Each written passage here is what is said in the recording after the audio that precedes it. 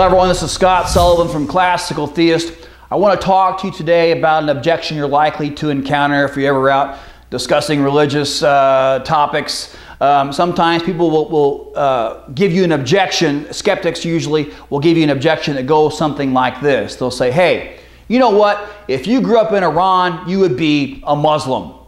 So there goes your Christian worldview because, you only believe in that. So the implication here is you only believe in that is because that's how you were raised. But if you were raised in Iran, you would be a Muslim. So there you go. That's supposed to be some way of undermining one's Christian worldview. Now there are two problems with this claim, with this argument.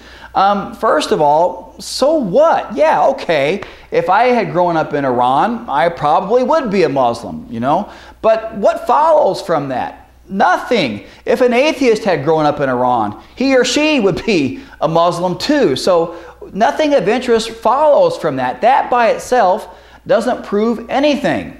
And the reason why is because this is a classic case of the genetic fallacy. The genetic fallacy is when one discredits a position because of how one acquired that belief. And this is just bad reasoning. Let me give you an example. Suppose for a minute that Christianity is true. So suppose that's true. Now suppose that someone only believes in Christianity because of how they were raised.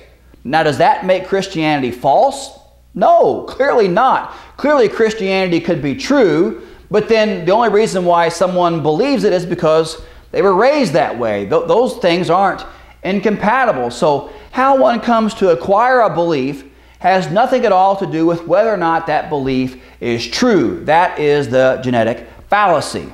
Now the second problem with this objection is that it seems to presuppose that people only believe something because of how they were raised. And this is clearly false, right? We all know of examples of where someone was born and raised Muslim, but then later became an atheist, or they stayed Muslim, or someone was raised Christian and became an atheist. Other people were raised Christian and stayed that way. I myself was raised Christian, fell away, and then came back. So adults change their minds all the time. It's just false to say that the only reason why people believe something is because of how they were raised. So the bottom line here is that how you were raised has nothing at all to do with whether or not your worldview is true. If you want to know that, you have to use reason and evidence. You can't make some fallacious appeal to one's upbringing.